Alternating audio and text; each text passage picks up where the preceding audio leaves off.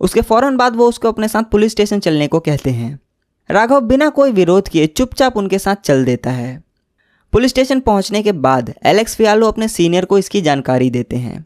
ये सुनते हैं कि रामन राघव पकड़ा गया है, फौरन क्राइम ब्रांच के लोग वहां पहुंच जाते हैं और सबसे पहले उसकी उंगलियों के निशान लेते हैं और फिर मलाड चिंचोली मर्डर स्पॉट से मिले फिंगरप्रिंट से मिलान करते हैं।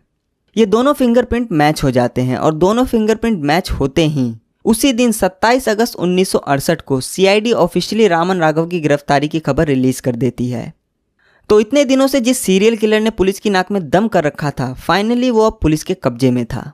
इसके बाद रामन राघव के पकड़े जाने की खबर जंगल की आग की तरह लोगों में फैलती है। उसी दिन शाम होने तक तकरीबन 2000 से भी ज़्यादा लोग बॉम्बे पुलिस कमिश्नर और क्राइम ब्रांच के ऑफिस के बाहर जश्न मनाने लगते हैं। रामन राघव की गिरफ्तारी से पुलिस कमिश्नर ES मोदक इतने खुश होते हैं कि वो सब इंस्पेक्टर एलेक्स फियालो को 1000 रुपये का इनाम देने की घोषणा कर देते हैं। अब रामन राघव तो पकड़ा गया, मगर पुलिस और क्राइम ब्रांच के सामने चैलेंज ये था कि उसका गुनाह कैसे कबूलवाया जाए, क्योंकि 2 साल पहले भी जब उससे पूछताछ हुई थी तो उसने अपना मुंह नहीं खोला था। खैर, इसके बाद उससे पूछताछ शुरू हुई और उससे कई सवाल पूछे गए, मगर वो चुपचाप बैठा रहा। पुलिस को पता था कि इस पर मारपीट का भी कोई असर नहीं होने वाला, इसलिए उन्होंने प्यार से भी उसे अपना गुनाह कबूल करने को कहा, मगर वो कुछ नहीं बोला। राघव का इंटेरोगेशन करते करते 2 दिन बीत गए। पुलिस ने उसके साथ सारे हथकंडे अपना लिए, मगर उसने अपना मुंह नहीं खोला। आखिर में थक हार कर किसी पुलिस वाले ने उससे ऐसे ही पूछ लिया कि अगर उसे कुछ चाहिए तो वो बताए। रामन राघव बिना एक पल गवाए 2 दिन बाद पहली बार बोला, मुर्गी। उसके बाद वहीं पास के एक होटल से उसके लिए चिकन करी मंगाई गई और उसे दी गई। राघव ने प्लेट चाट चाट कर चिकन खाया और कुछ मिनटों में ही सारा खत्म कर दिया।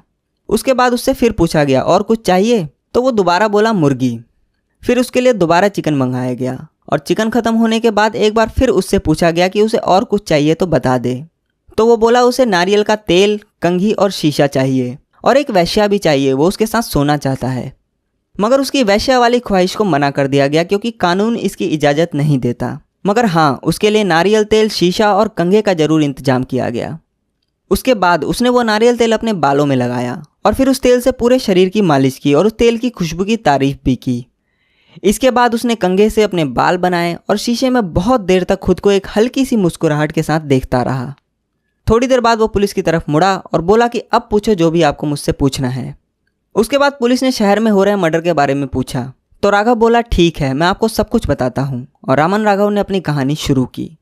वो बोला कि 2 साल पहले 1966 में जब उसे बॉम्बे से तड़ी पार किया गया था तो वो वहाँ से पुणे की तरफ चला गया और वडगांव, देहू और तलेगांव नाम की जगहों पर चोरी चकारी का काम शुरू कर दिया।